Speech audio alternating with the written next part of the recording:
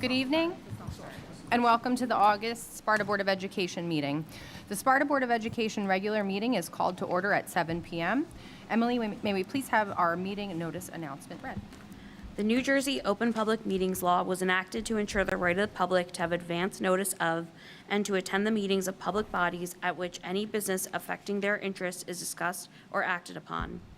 In accordance with the provisions of this act, the Sparta Board of Education has caused notice of the time and place of this meeting to be published in the New Jersey Herald, the Star-Ledger, tapintosparta.net, and notice of the meeting has been posted on the Sparta Township School District website. Thank you, Emily. May we please have a roll call? Dr. Hinkle? Present. Mr. Lakaruba? Present. Mr. Lowry? Here. Dr. Martinez? Here. Ms. Knoll? Here. Ms. Williams? Present. Mr. Wood? Here. Ms. Serafino? Here. And Ms. Gagnon? Present. Quorum confirmed. Thank you. Please join us for the pledge. I pledge allegiance to the flag of the United States of America and to the republic for which it stands, one nation, under God, indivisible, with liberty and justice for all.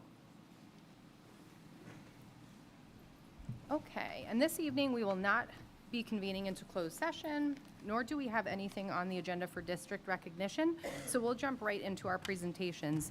Contrary to the agenda reading, we're actually starting with Spartans Let's Eat. They'll be presenting on their latest initiative, so if you could please join us at the microphone, and your presentation is pulled up on the screen.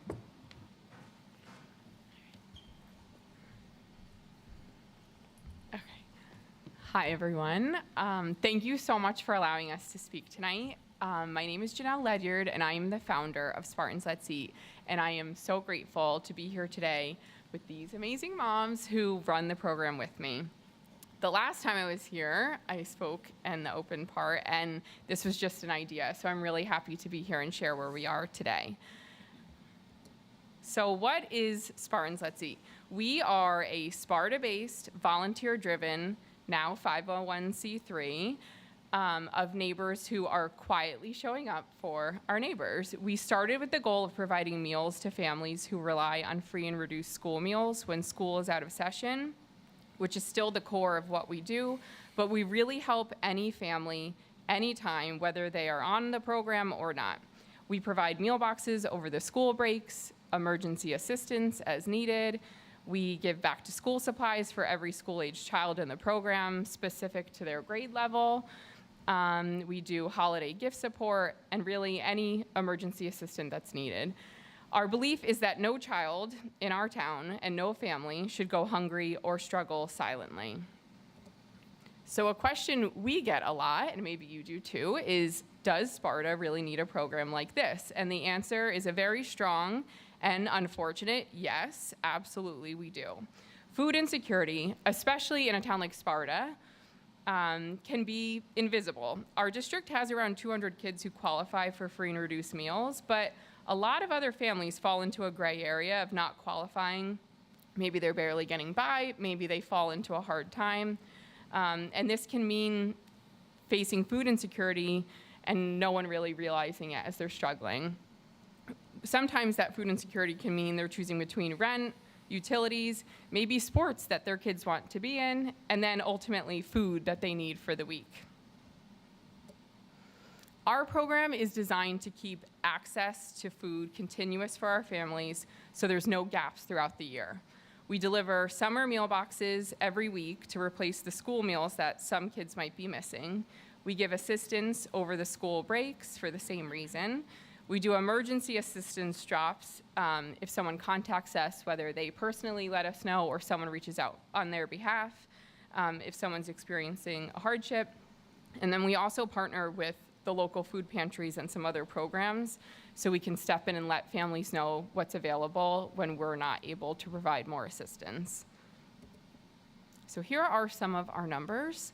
We are less than a year old, but we've so far helped more than 47 students in Sparta, more than 25 families. Some have graduated and some have moved on, and then we've had a few return to us. We've provided more than 860 meals. Honestly, it's hard to quantify because we've given a lot throughout the last months because we've had some very generous donations. And then we have 3 program partners so far across the county. We are an extra layer of support to help families and even teachers if they're looking for a way to help the students in their class. Our goal is to set kids up in our schools for success, and we hope that our program offers a layer of support to do that. Something that we're most proud of is the sense of community that's come from our program. It's been a venue for our community to come together. Sparta is a really beautiful town with a lot of generous people, and once the seed of our program was planted, it's honestly been overwhelming to see the generosity of our town come out. The moms who run the program, we talk a lot every day, and we've had a lot of happy tears over the really beautiful ways every corner of our community has shown up to help us, whether it be a school group that's helped us, a Boy Scout, Girl Scout troop, just grandparents, parents, and even kids. And I'll let Lisa get into how we keep our privacy a priority and other ways that you can get involved. Hi, I'm Lisa Capola. I'm one of the board members and co-directors for Sparta's Let's Eat. Just a little bit about how families can get help from us. We listed our website, our email. We're also very active on our social media platforms. And we also, kind of like how Janelle was just talking about the community, we really encourage our Sparta community to be advocates for each other. And we've had a couple families come to us through their network of people, whether it's family members, friends, or other community members in Sparta. And that being said, the privacy of our families is the top priority for us. Just myself, Janelle, and Bree here, one of the other board members, have access to any of the families' names. The volunteer delivery drivers, they get the addresses so they can make the deliveries, but they don't have any other information about the families. And they're also required to sign confidentiality agreements before going out on their delivery route. We also did a survey of our families, and earlier this year they indicated that they didn't feel like their privacy was at risk, and it was definitely upheld throughout the school year and the summer. So a brief history of Spartans Let's Eat. In October of last year, we found ourselves at the Pompelio Law Office, right on Woodport Road over here. They gave us enough, the office gave us enough space to be able to store our food, have volunteers in and out of the office to pack bags. But as our summer program started to ramp up in June, we noticed that we definitely needed more space. So we found ourselves at Schoolcraft Studios. They opened their warehouse to us, where we were able to fit shelves and tables full of food. We had 2 refrigerators that we were able to store perishable items for our families every week. And every Monday we did our deliveries. We had 30+ volunteers in and out of the warehouse, helping us pack bags and make the deliveries happen. Unfortunately, we had to leave that space, and just last week we found ourselves a hopefully more permanent home at St. Mary's Church, and we're really looking forward to growing there. It's a great space for us. So our volunteers are amazing. We have over 150 volunteers, probably closer to like 200 in our program already. It's very volunteer driven. These volunteers, they show up anytime, whether it's donations, volunteer days, they do so much for us, and they're really truly proud to be part of what we've developed so far. And some of the feedback we get from them is the gratitude that they feel for the opportunity to bring their families with them. They bring their kids, they bring their parents, their grandparents, and it's just a great way to show like that there's bigger things than just, going to soccer practice. So it's great to have the kids involved. There's so many other ways to get involved with Spartans Let's Eat as well. You can sign up to be on our volunteer list through Gmail, through our email, our website, our social media platforms. We encourage individuals, businesses to host a food drive, a gift drive, fundraiser. We've had several Dine to Donates already in town, which have been really helpful. And of course, we always are open to donations, money, food, anything is helpful.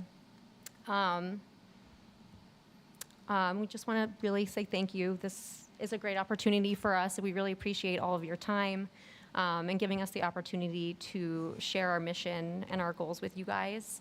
And being included in your monthly newsletter. Dr. Beck has been awesome to get our mission out there and people know that we're here and available to them. So we really look forward to working with you guys and to ensure that no child goes hungry. So thank you.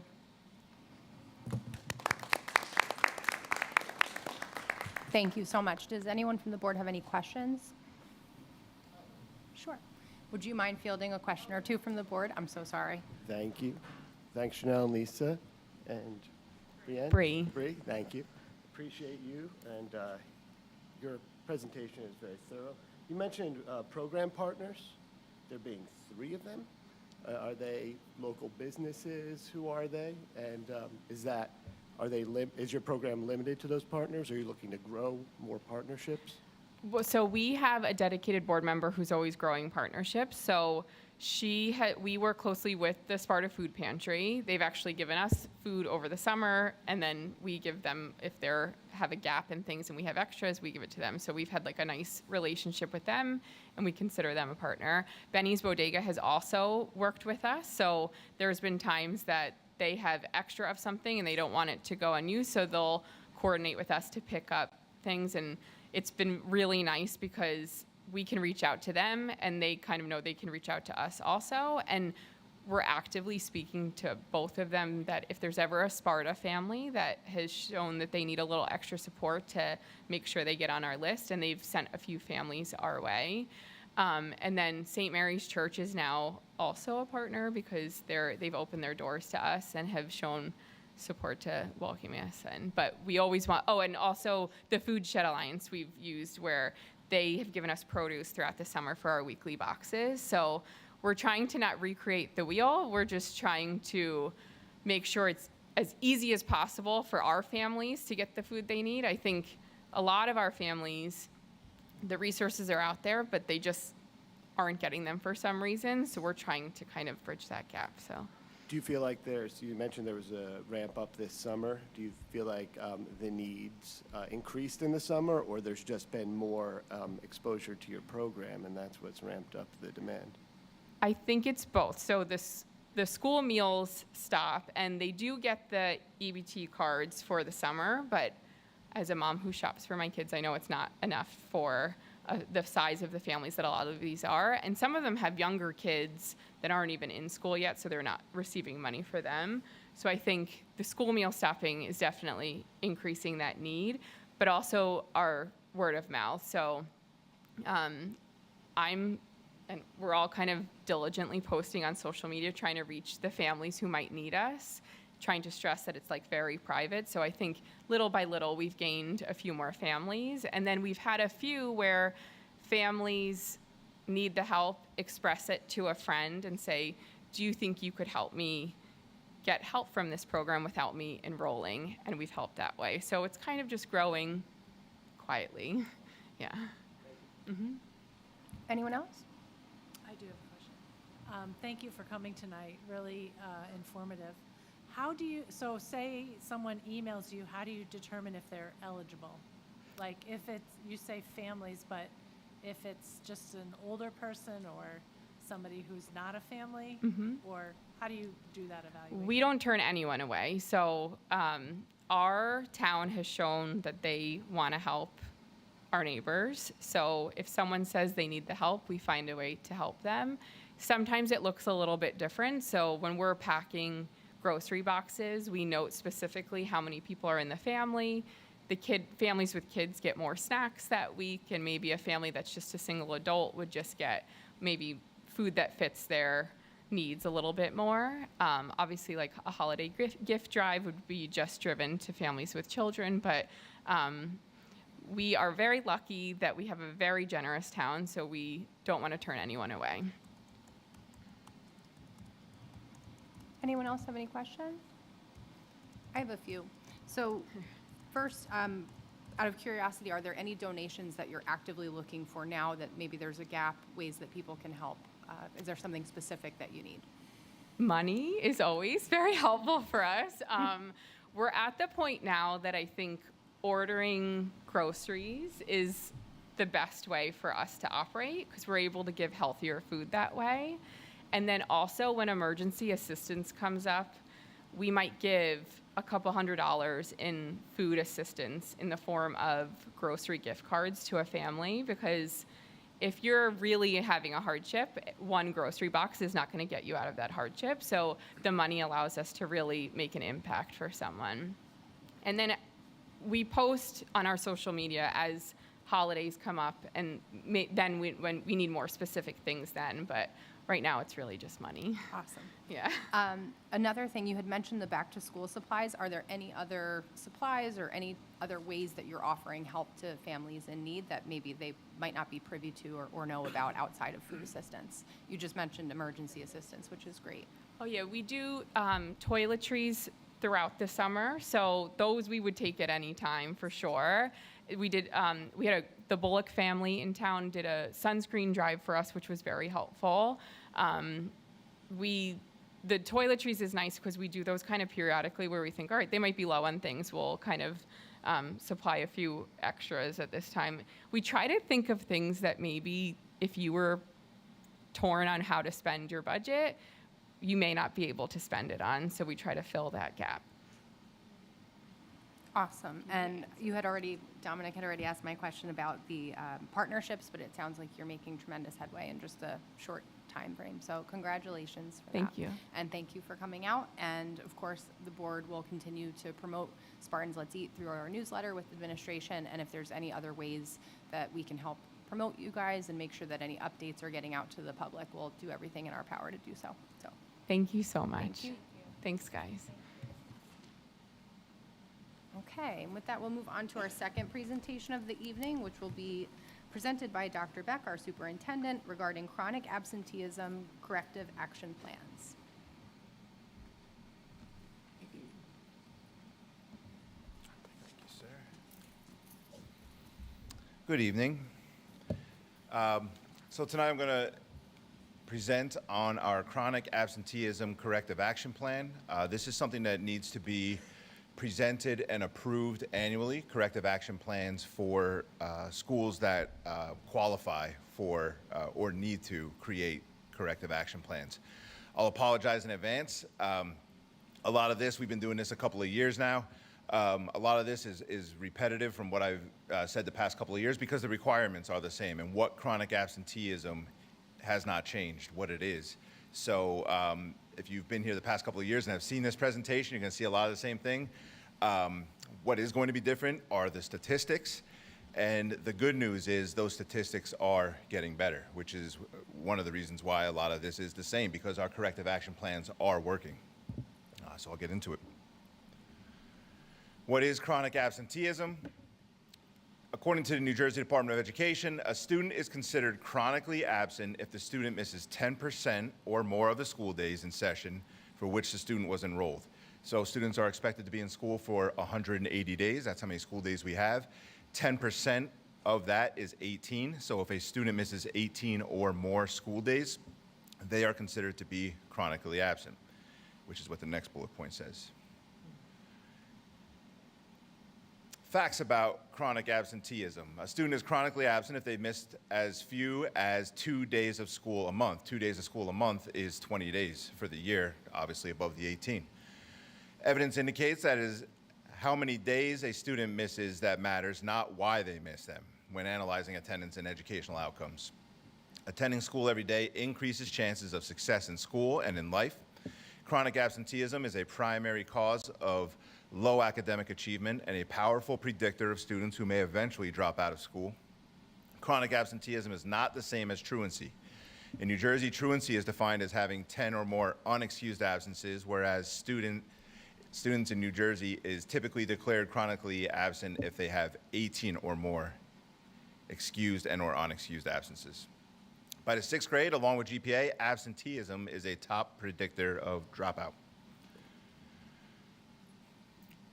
According to the New Jersey Department of Education, there are certain requirements that go into corrective action plans. Here are some of those components.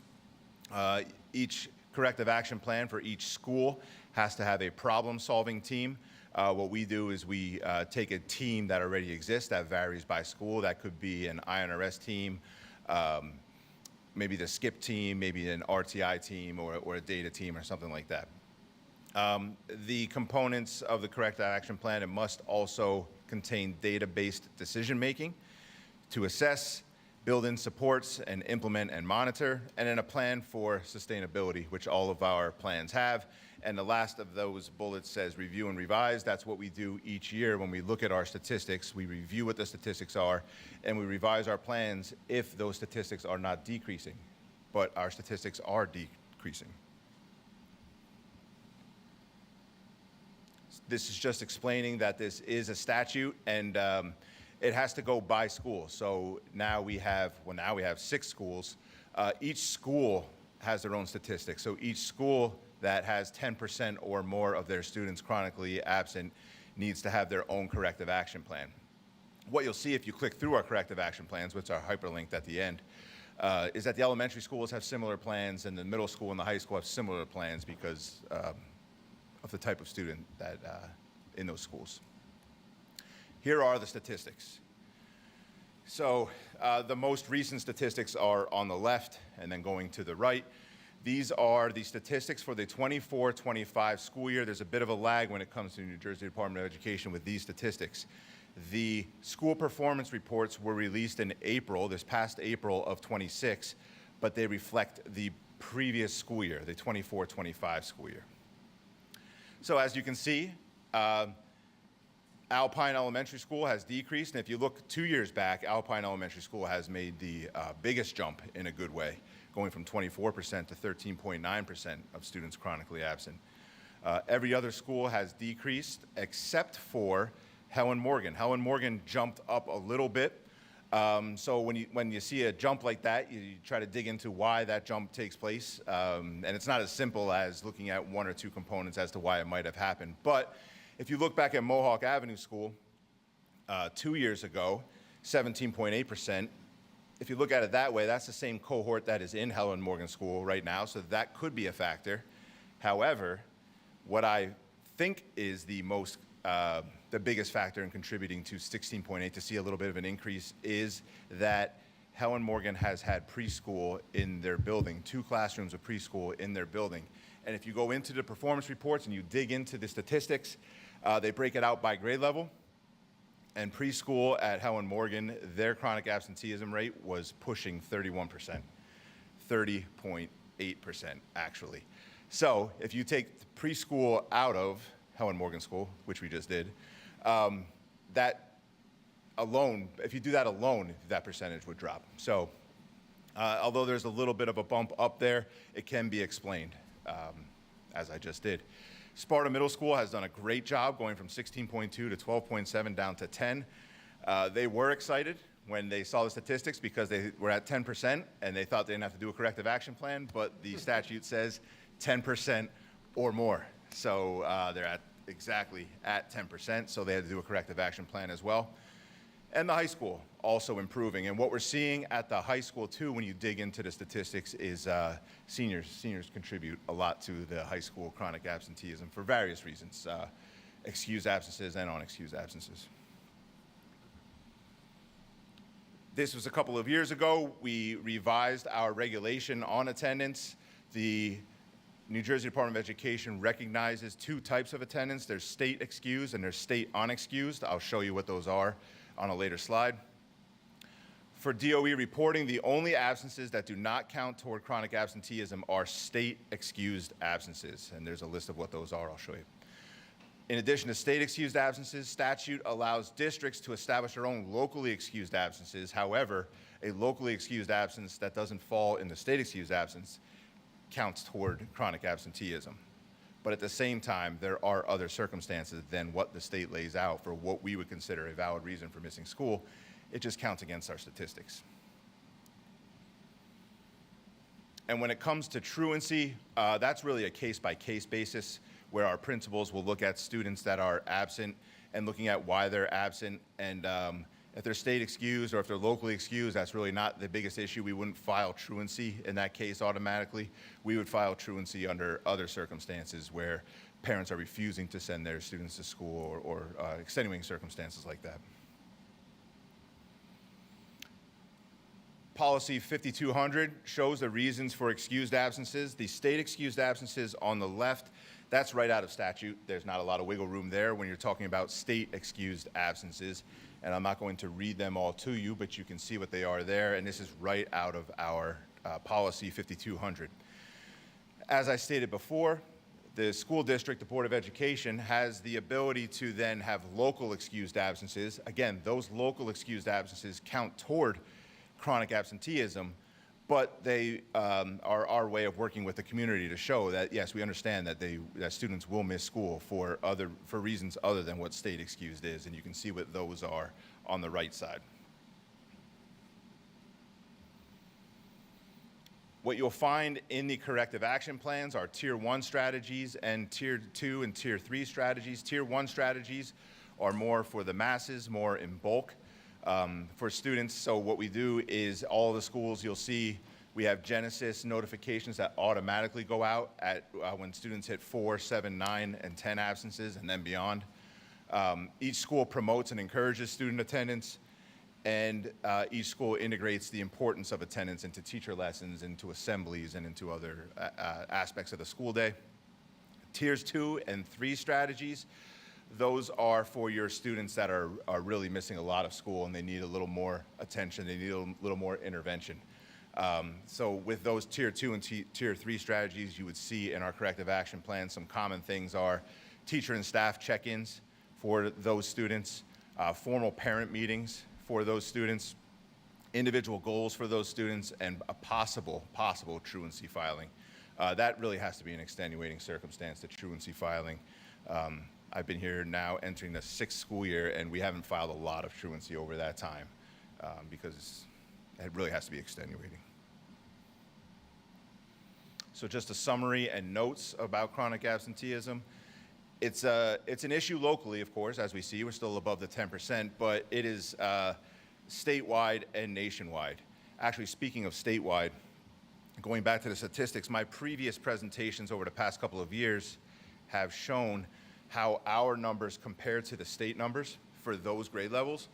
For some reason this year in the school performance report, when you look at the state level, the state comparison, the state only has one comparison, one number, and it's 14.4%, and it's K to 12. So you can't really compare how our K to 2 students at Alpine compared to other K to 2 students in the state, because the state doesn't break it out like that anymore for I'm not sure for what reason. That was actually helpful to see how we were comparing to the state. But now the state number that they compare everything to is 14.4, and that's a K to 12 number.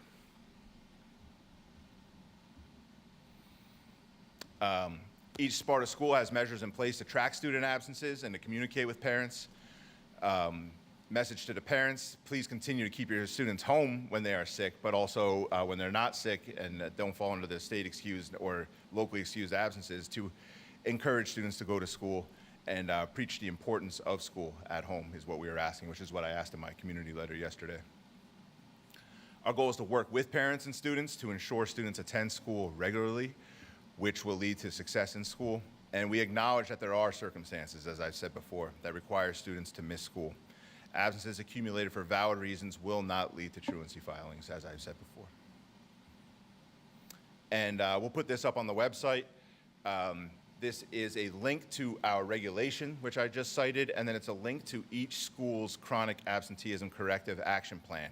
What you'll notice here is that we put Milton School Early Childhood Center chronic absenteeism, we put that down as an action plan. It's not, definitely not required, because it's just starting, and these statistics are from 24, 25, but we feel it's important to have these measures in place to get ahead of it, actually. And if you look at Alpine over the past couple of years, and if you look at Helen Morgan, as I stated before, over the past couple of years, you can see the preschool percentage is actually pretty high.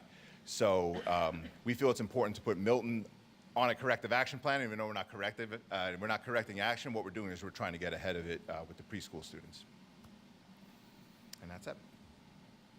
And these are on for approval tonight. Thank you so much. Does anyone have any questions for Dr. Beck? Yeah, sorry, Matt. Sorry. I know these lag, so the year we just finished, is there any indication? Not yet. There's not. We can run numbers in our schools. We can run numbers like through Genesis, but it's going to be tough to see state excused, local excused, and that Okay. type of thing too. So Because I think last year you were able to kind of do that. yeah, It's we fine. were. It's no big deal. I just Yeah. know it's a lag, and There's definitely a lag, but we knew like last year we were excited because. 'Cause we saw it was trending, Yeah, yes. yeah. Yeah. So I was just wondering if we Yeah. did the same. And then the other thing was, for pre-K, Mm-hmm. again, excuse my ignorance, but that's kind of volunteer. I mean, they don't have to come to our pre-K, but they come to our pre-K. So how are we tracking that? I mean, the 3-year-old wants to stay home, the mom's. preschool. I Preschool. can't verbalize it, but Yeah, I know what you're saying. I could see how parents keep their kid home. And, I know what you're saying, and they are preschool students, Right, right? yeah. So yeah, there's probably a little more flexibility on the parents' end Yeah. there. I get it. I understand that. But preschool attendance is counted, and especially because we are in a state-funded program, they Okay. do actually keep more of an eye on it. So Okay. while we are sympathetic and understanding to when preschool students might miss more days of school, they're just learning how to school, right? We're still accountable for it. Yeah, okay, fair enough. Any other Dr. Beck- questions? Go Yeah, ahead. Dr. Beck, I have curiosity. One of the Tier 2 corrective actions that you mentioned was a check-in. What would constitute a check-in? What is that, phone call? Well, so if a student falls into a Tier 2, Tier 3 category where that would trigger that action, what we would do is we would assign that student an informal mentor of sorts, a teacher a trusted adult in the building that they would check in with, or that would check in with the student every so often to see how things are going, to see how their attendance has improved or not improved, or to check in to see, why it hasn't or why it has. Would that person then be responsible for communicating with the families? No, that person would not be responsible for communicating with the families. That comes from our administration and maybe in certain circumstances, our counseling department. Anyone else?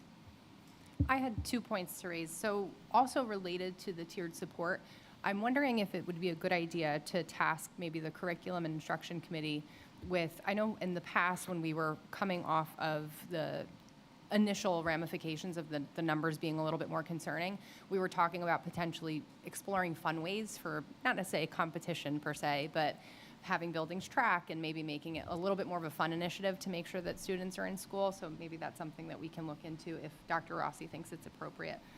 The other thing I wanted to know, and I'm not formally endorsing the article, but the Sparta Independent did put out an interesting article, I believe today, it was in today's paper, about chronic absenteeism and how Sparta is an outlier in terms of our numbers trending downward compared to the county.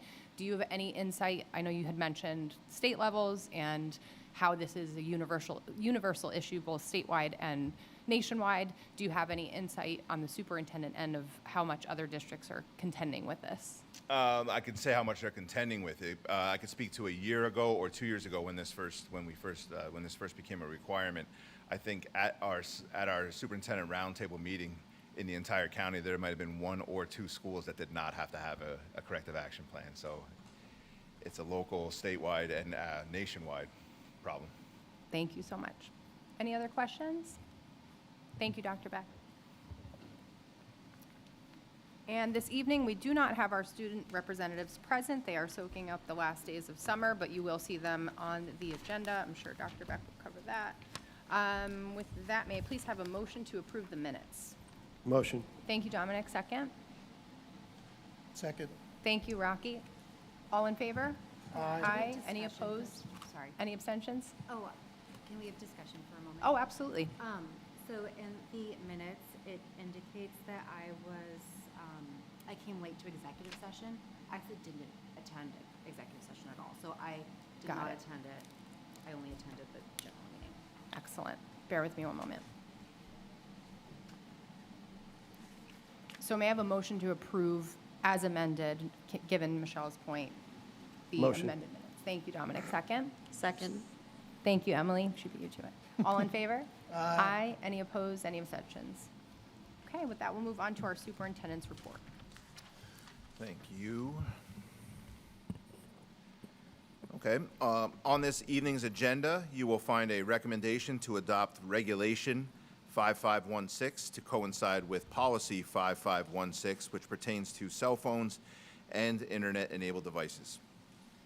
As I shared in my letter to the community, new state law mandates a bell-to-bell restriction on cell phones for students in all grade levels. While we were ahead of the curve in successfully restricting the use of cell phones over the past few years, the new law requires us to prohibit the use of these devices. Our current policy remains in compliance with the law, and the regulation on this evening's agenda will further detail how we further address the restriction of cell phones. In fact, we did not have a regulation to coincide with the policy, so Strauss Esme, well-timed, came out with a regulation with a lot of options in it, and you can see what those options are and the ones that we selected based on the red line version. Administration update, as I stated at last month's board meeting, there was one final position we needed to fill to complete our administrative team. I am pleased to announce that Mr. Michael Malikuski, who is here this evening, is recommended on this evening's agenda to fill the role of Vice Principal at Sparta High School. After receiving many applications, forming an interview committee, and executing 2 rounds of interviews, Ms. Barker and her committee selected Mr. Malikuski as the next SHS VP. Mr. Malikuski has been a teacher in our district for around 20 years and has been serving as a science teacher most recently at Sparta Middle School. He has also been coaching at the high school level. Students, staff, and administrators alike speak highly of Mr. Malikuski, and the interview committee were all in agreement in his selection for this position. On behalf of the entire admin team, I would like to welcome Mr. Malikuski to his new position, where we are confident he will continue to be successful.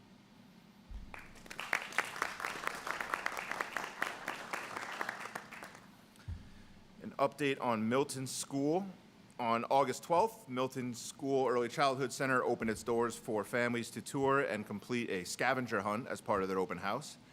As we were granted access to the building only on July 1st, moving all of the furniture and preparing the facility for an open house in just 6 weeks' time is nothing short of miraculous.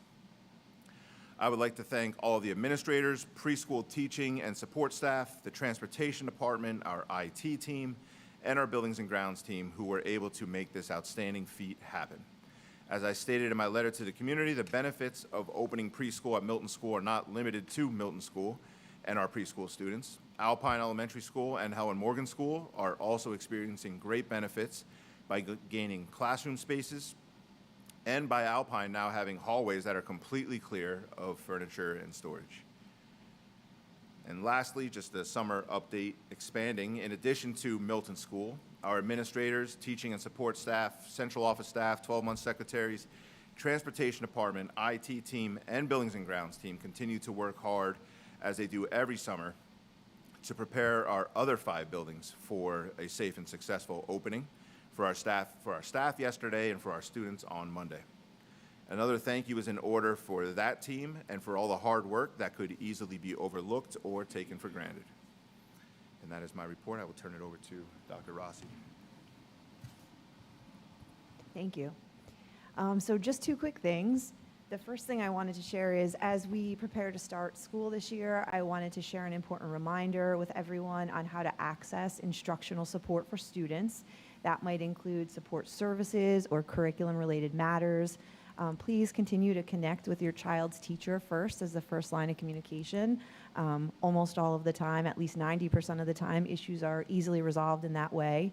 And then please include the principal or building admin along with our new instructional directors for any instructional needs that require attention and or problem solving. So Dr. Wilson is our secondary instructional director, and Ms. Shefferman is our elementary instructional director.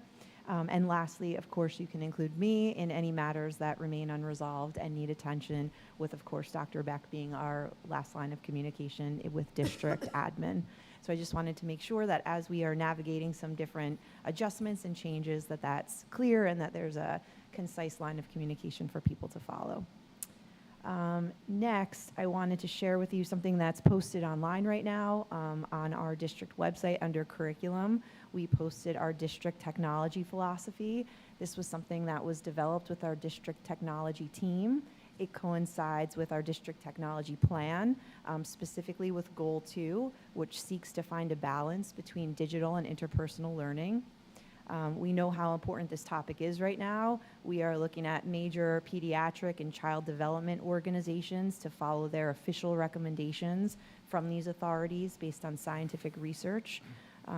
The philosophy talks a little bit about recognizing, and actually I think I'll read it, that Sparta Township School District recognizes the responsibility to monitor and considerately plan for purposeful integration of technology into instructional environments. We believe technology can be a powerful learning tool, but should never replace the human experience our students need to thrive. We understand that the impact of technology depends heavily on what students are doing on screens. The school district will continue to prioritize supporting quality digital learning experiences by ensuring that technology enhances learning rather than passively replaces traditional learning approaches. Our district is committed to a research-backed, balanced approach to technology. And in order to distinguish the value of technology integration, educators will continue to consider purposeful, active, balanced, and monitored use. We recognize that different developmental levels require different guidance and boundaries. So based on this research from the field, we will continue to structure technology around these developmental milestones and guardrails. So we go on to further explain that at the early elementary level, we have important foundational boundaries in place. We know that young children are developing language, fine motor skills, sustained attention, handwriting, reasoning, and social communication, which require a more conservative integration of technology. And we also recognize that high-quality instruction, when it comes to the integration of screen use at this age, should generally not exceed 20 to 30 minutes a day. At the elementary level, grades 3 through 5, we recognize that technology does support learning. Students can increasingly use technology to create, research, collaborate, write, analyze, and solve problems rather than primarily consume content or practice basic skills. That makes some screen use more instructionally valuable to high academic achievement. And we recognize that high quality instructional screen time should generally not exceed between 45 to 60 minutes per day. Again, based on the research, which doesn't have strict timelines associated, but rather provides guardrails to kind of give an idea and a general assumption of what that integration should look like. At the secondary level, grades 6 through 12, we recognize that technology is a powerful tool in digital work. So while we do have bell-to-bell phone-free policies in place to protect social development, students do need both academic technology skills and instruction in managing digital distraction. Students can use technology to create, research, analyze, communicate, and collaborate. There will be a continued focus on balancing digital workloads, and high-quality instructional screen use should generally not exceed between 60 to 90 minutes per day. This is all part of the research that is obviously happening rapidly as we are learning more and more about screen times and the impact it has on students. We take this very seriously. We have criteria and considerations as lessons are developed that technology is both purposeful, active, balanced, and monitored. We have PD prepared this year to continue to review and reflect these priorities. Along those lines, we will be delivering a screening this year, and this is in conjunction with the Municipal Alliance of the movie Screenagers. So there'll be a community event for people to participate in, probably in the early spring. But this is now available not only for our staff, but for parents and for community members who have concerns or who have interest in how we focus on implementation of screen use and what our methodology is to support that implementation. So I think this is an important topic that we've been spending a lot of time on, and I think it's an important topic to share and be transparent about in terms of how that affects instruction and classroom use. And that's all I have. Thank you, Dr. Rossi. Moving on to our board president's report. I don't have much tonight. I just want to say on behalf of the Sparta Board of Education, we'd like to welcome back our teachers and staff for the 26-27 school year. Next week, we'll welcome Sparta students back to their respective classrooms. We're wishing everyone a wonderful, successful, and strong start to the school year. And, bear with me. Okay, past Oprah reports. One of my favorite things about the summer, there are no HIBs, so no HIB report. No motion needed. Anything for communications that we'd like to highlight? Not tonight. Delegate and liaison reports. Does anyone have anything they'd like to share out? Sparta Education Foundation has their tournament this coming Saturday. I think it starts at 9. If you haven't registered yet, there's still time. Excellent, thank you so much. On the NJSBA side, just a few updates there.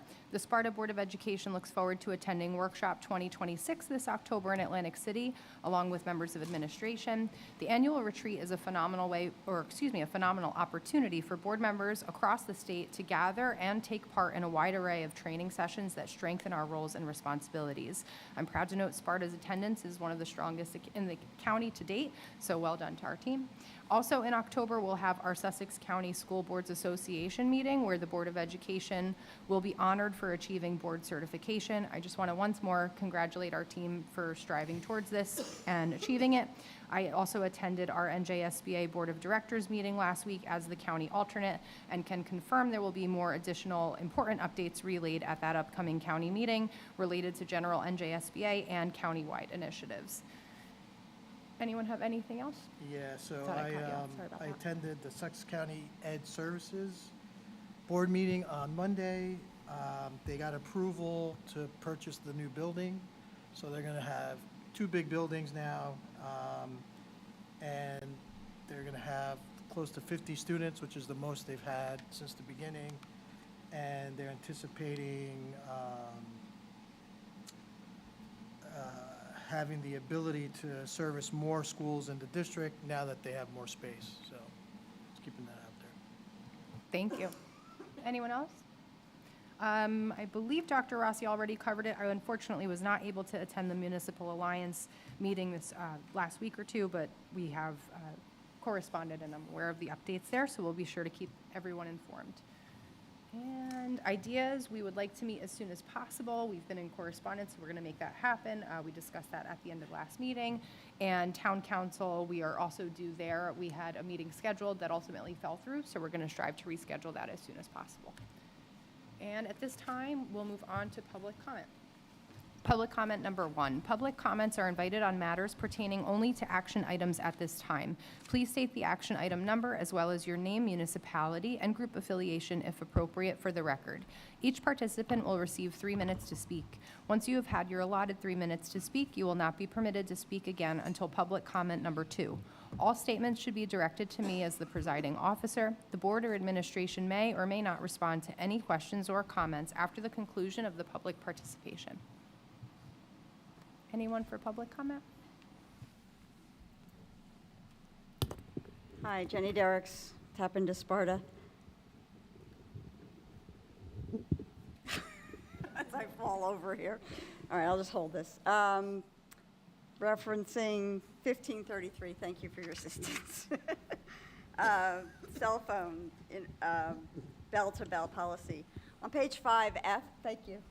Page 5F, it says the following discipline will be imposed for a second offense. There's nothing that says anything about discipline for first offense, and then the lines underneath the following discipline will be imposed, the lines are blank. There's no reference to any discipline. So is that, I understand it's going to be in the handbook, so why have that part there where people would be looking for it?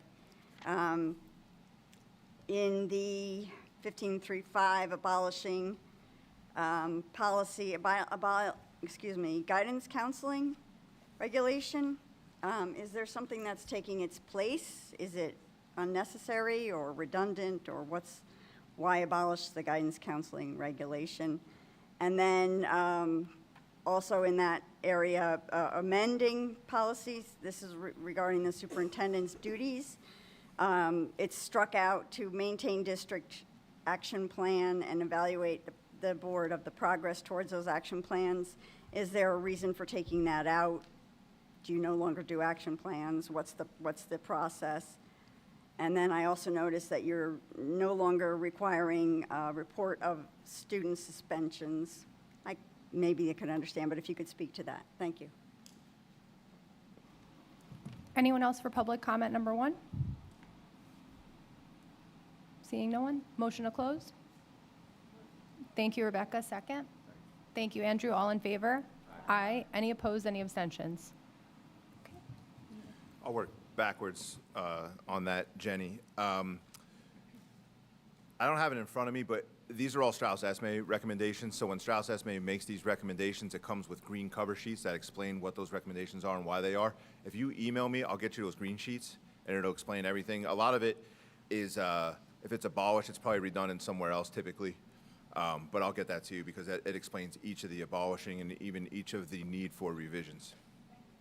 And then going back to your question on the cell phone regulation, the reason that we are asking it to live in the handbook is because if it ever changes in the future, or if we ever revise it in the middle of the year in the handbook or at the end of the year in the handbook, it only has to be revised in the handbook rather than going back into the regulation and doing it. So it's just more of a ease of revision in that sense. It's still shared with the public, obviously, through the handbooks, but rather than going through 2 readings to revise a regulation because we changed one thing in discipline, it's easier to live in the handbook. And just a few things to add to that as well. The items that you referenced, bear with me one second,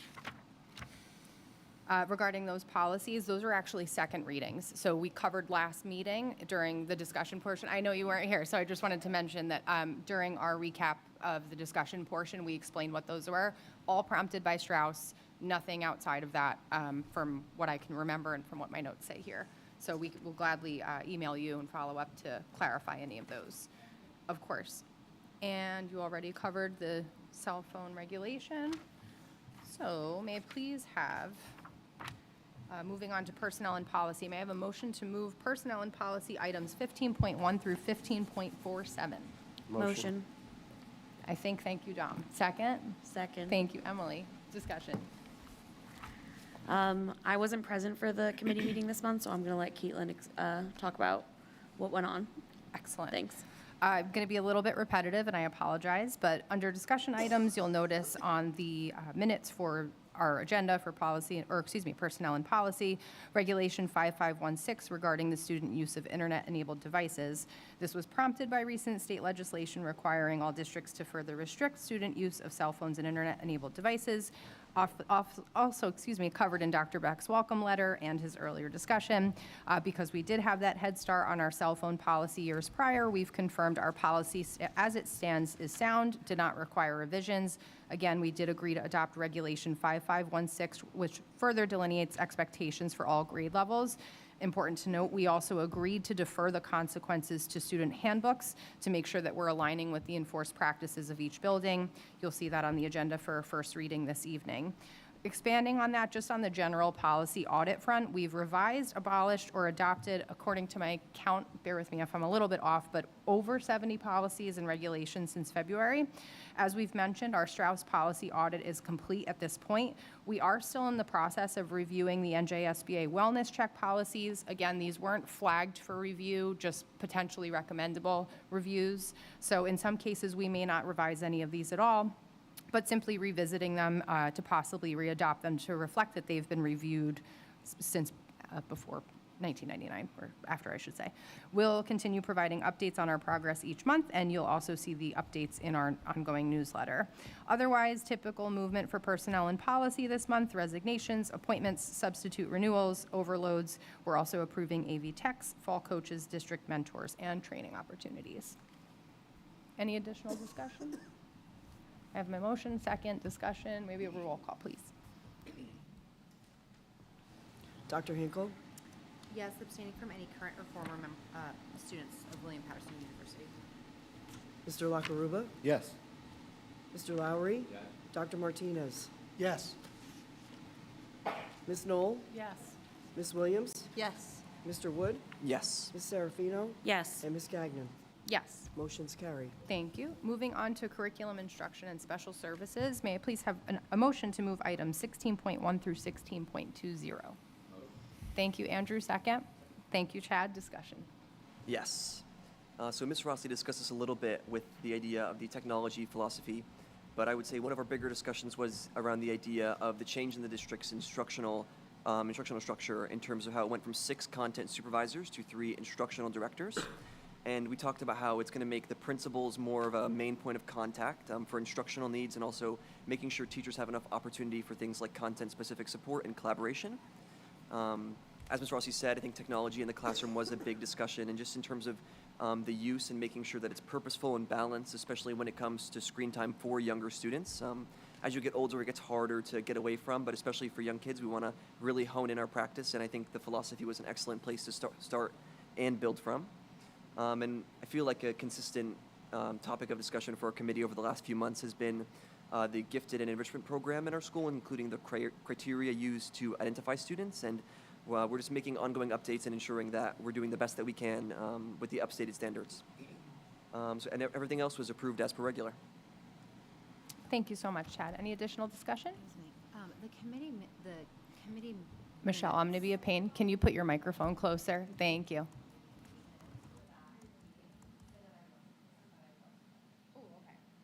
Good catch. Barbara will amend that, please. Thank you so much. And may we have a roll call, please?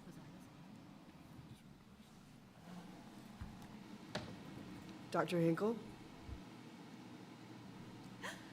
Yes, abstaining from any current or former William Patterson students. Mr. Lakaruba? Yes. Mr. Lowry? Yes. Dr. Martinez? Yes. Ms. Knoll? Yes. Ms. Williams? Yes. Mr. Wood? Yes. Ms. Serafino? Yes. And Ms. Gagnon? Yes. Motion's carry. Thank you.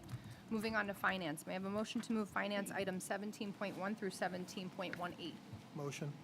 Thank you, Rocky. Second. Second. Thank you, Dominic. Discussion. Just a couple items to highlight. It had a lot of the standard of finance items that we usually have to cover. In addition to that, there were some communications and security items for the Milton School. So that was really the only items that were unusual. And we still do have an outstanding balance for lunches. So keep saying that. Did you want to say anything regarding those outstanding balances? They're not, I mean, I don't know, until we figure out how we can change something, we're going to just keep collecting debt. I did include that in my letter yesterday, if you read that, what the outstanding balance is. And to the point that was mentioned before by Spartans Let's Eat, just really encouraging and getting the message out there to families that qualify to please go ahead and apply for free and reduced lunch. That would obviously benefit those families. It would also help us with not having an outstanding balance. And I know the NJSBA is pushing for that initiative. Let's hope that something comes from the I state. mean, I saw an article somewhere that the governor's office is also aware of it. Yep. But Until then, we wait and we politely ask. that and, what is it, $3 to get on the train now? So. Any additional discussion? Okay, roll call, please. Dr. Hinkle? Mr. Lakaruba? Yes. Mr. Lowry? Dr. Martinez? Yes. Ms. Knoll? Yes. Ms. Williams? Yes. Mr. Wood? Yes. Ms. Serafino? Yes. And Ms. Gagnon? Yes. Motion's carried. Thank you. And moving on to operations items, or excuse me, may I have a motion to move operations items 18.1 through 18.7? Thank you, Rebecca. Second. Thank you, Andrew. Discussion. Well, we covered most of that with finance. Just wanted to give a quick shout out under that. We have Valerie Kopko, Zachary Kopko, and Devin Barber representing us on the student representative end. We look forward to welcoming them at the next meeting for the 26-27 school year. And no other discussion. Roll call, please. Dr. Hinkle? Mr. Lakaruba? Yes. Mr. Lowry? Dr. Martinez? Yes. Ms. Knoll? Yes. Ms. Williams? Yes. Mr. Wood? Yes. Ms. Serafino? Yes. And Ms. Gagnon? Yes. Motion's carried. Thank you. Moving on to old business. Does anyone have anything they'd like to discuss for old business?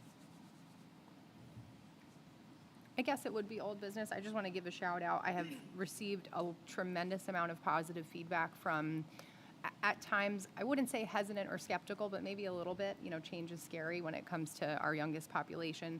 I've received an overwhelming amount of feedback personally from parents of students at Milton who are extremely excited after the open house and seeing all the solutions that we were able to pull together, really the administrative teams were able to pull together in such a short amount of time. I think everyone's very excited. I've also received some very positive feedback related to the middle school choices in terms of course selections. So thank you to Dr. Rossi, Dr. Beck, and all teams involved on both fronts. Anyone for new business? Okay, with that, we'll move on to public comment number 2. The board uses the second public comment period to invite comments on all matters pertaining to the school district. Please state your name, municipality, and group affiliation if appropriate for the record. Each participant will receive 3 minutes to speak. Once you've had your allotted 3 minutes to speak, you will not be permitted to speak again. All statements should be directed to me as the presiding officer. The board or administration may or may not respond to any questions or comments after the conclusion of the public participation.